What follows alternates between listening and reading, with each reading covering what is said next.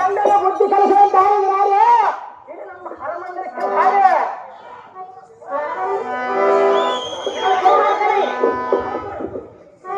ಎಲ್ಲ ಪಾಪಿಸ್ತಾರೆ. ಪಾಪಪ್ಪ ನನ್ನ ಬಯಸಿದರೆ ಯಮನಗರಕ್ಕೆ ಹೋಗುವುದು ಖಚಿತವೆಂದಿದ್ದಳೆ. ಯಮನಗರಕ್ಕೆ ಹೋದರೆ